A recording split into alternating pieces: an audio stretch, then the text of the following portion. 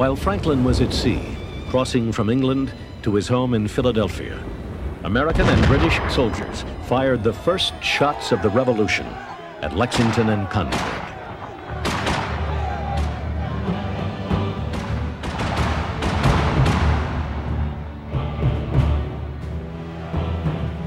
In the following weeks, a stalemate ensued as a de facto colonial army encircled the British, who occupied the Boston Peninsula and its harbor.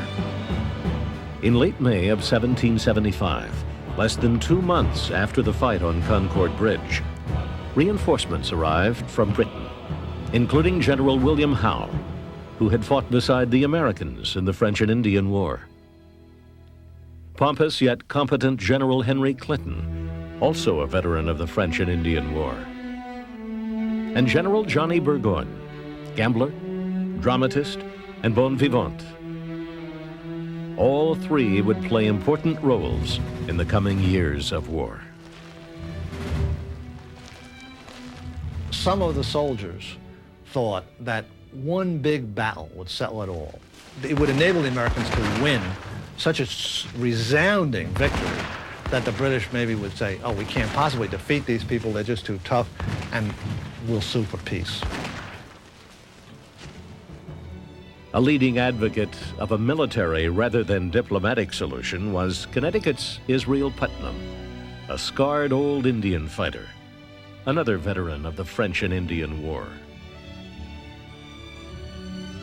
He was a tremendously pugnacious soldier and a very professional soldier, very good soldier. He was the Patton of his day, the ideal combat guy. He had decided that the perfect thing to do to trigger this one big battle was to build a fort on this Charlestown Peninsula that stuck out on one side of Boston with some water in between it. And a fort there with some cannon in it could shell every British ship on the harbor. On the night of June 16, 1775, the Americans began to fortify Breed's Hill on the Charlestown Peninsula, lower but closer to the water than nearby Bunker Hill. In the morning, the Redcoats were amazed to see an earthworks fort threatening their ships. The British generals ordered 2/3 of their troops in Boston into flatboats and transported them to the Charlestown Peninsula. As the rebels watched and waited atop Breed's Hill, a ball from a British cannon decapitated a young colonist. Some threw down their arms and fled, but nearly 1,200 remained. There is where Putnam got off his great line, "Don't fire until you see the whites of their eyes," which was very good advice for people firing an American musket, because it couldn't hit anything unless you could see the whites of the guy's eyes. An additional fact may also have prompted Putnam's command. Powder was extremely short. Most of the rebels had reached Breed's Hill with less than 13 rounds each.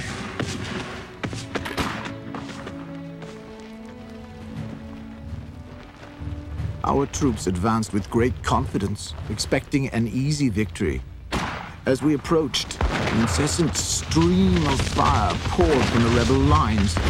It seemed a continued sheet of fire for near 30 minutes. Most of our grenadiers and light infantry, the moment of presenting themselves, lost 3/4 and many 9/10 of their men.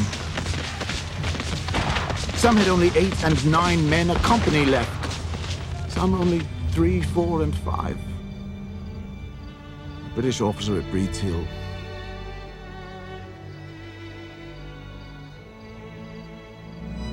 The British were turned back, but they regrouped and marched again on Breed's Hill.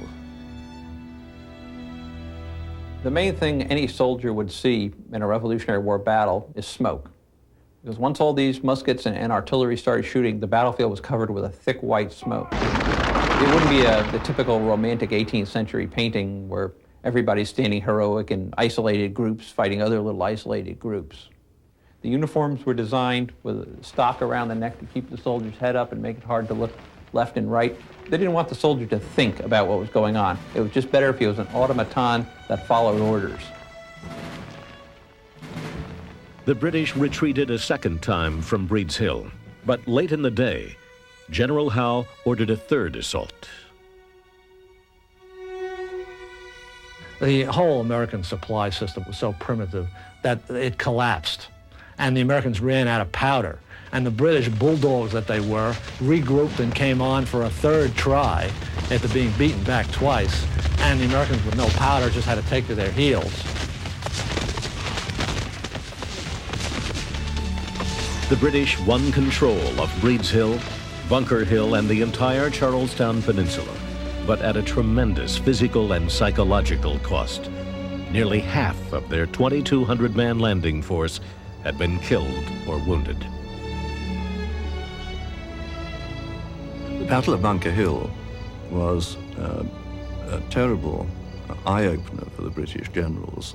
If you went on fighting battles like that with the small force of British troops in America and the very limited reinforcements that the British were capable of raising and sending in, you'd soon destroy your army.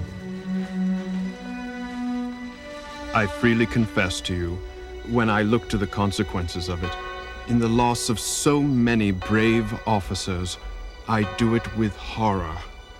The success is too dearly bought. General William Howe. Putnam and his comrades were wrong about one big battle ending the fighting. After the bloodshed on Breeds Hill, both sides now came to the conclusion that a full-scale war was inevitable.